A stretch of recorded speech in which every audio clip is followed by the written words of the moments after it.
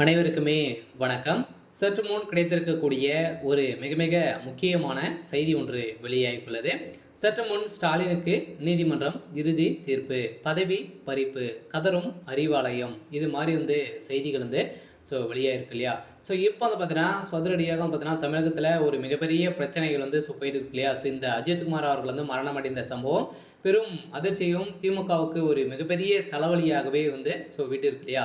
இந்த நிலையில் தான் முதல்வர் ஸ்டாலின் அவர்கள் பார்த்தீங்கன்னா அவர்கிட்ட பேசி சில நிமிடங்கள் கழித்தே பார்த்தீங்கன்னா அவர் உயிரிழந்த சம்பவம் அதிர்ச்சியை ஏற்படுத்தியிருக்கு. பார்த்தீங்கன்னா ஏற்கனவே போலீஸார்கள் போலியான போலீஸ்களை வைத்து திமுகவுடைய தலைமையை இவர் போட்டு தள்ளியிருக்கு அப்படின்ற மாதிரி தான் இப்போ பார்த்தீங்கன்னா நிரூபணமாயிருக்கு. இந்த வீடியோவும் பார்த்தீங்கன்னா அதிரடியாக ரகசியமாகவே கிடைக்கப்பட்டிருக்கு. இந்த புகாரின் அடிப்படையில் இப்போ அதிரடியாக தமிழகத்தில் முதல்வராக இருக்கக்கூடிய முதல்வர் ஸ்டாலின் அவர்கள் பார்த்தீங்கன்னா அதிரடியாக கைது செய்யப்பட்டிருக்காரு. சில நீதிமன்றத்தில் இந்த வழக்கு தொடர்ந்து அடிப்படையில் இப்போ அதிரடியாக திமுகவுடைய தலைமையகம் கூடி இன்னும் 24 மணி நேரத்தில் தமிழகத்தில் ஆட்சி கலைப்பு ஏற்படலாம் அப்படின்ற மாதிரி ஒரு பேச்சுவார்த்தையும் நடந்துட்டு இருக்கு. இதை பற்றி இந்த வீடியோவில் நம்ம முழுமையாக பார்க்கலாம். அதுக்கு முன்னாடி நம்ம சேனலுக்கு இப்போ தான் நீங்கள் முதல் முறையாக வந்திருக்கீங்க அப்படின்னா மறக்காமல் நம்முடைய சேனலை சப்ஸ்கிரைப் பண்ணி சப்போர்ட் பண்ணுங்கள். வாங்க வீடியோக்குள்ளே போகலாம்.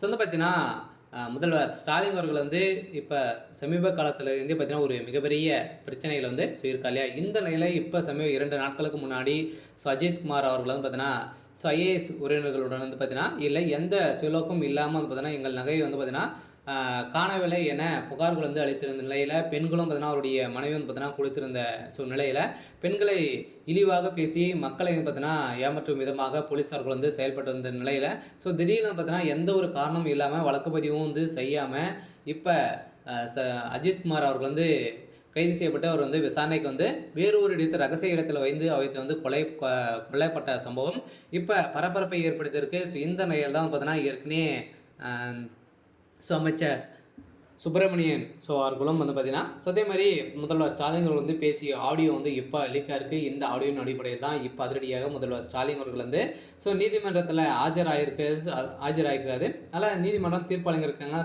முதல்வர் ஸ்டாலின் அவருடைய பதவி பறிக்கப்படணும் அப்படின்ற மாதிரி உத்தரவு போட்டிருக்காங்க.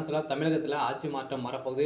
ஜனாதிபதி அவர்களும் பார்த்தீங்கன்னா இப்போ தமிழகத்துக்கு வரப்போகிறாங்க. பார்த்தீங்கன்னா தமிழகத்தில் நிறைய மாற்றங்கள்லாம் கொண்டு வர போகிறாங்க.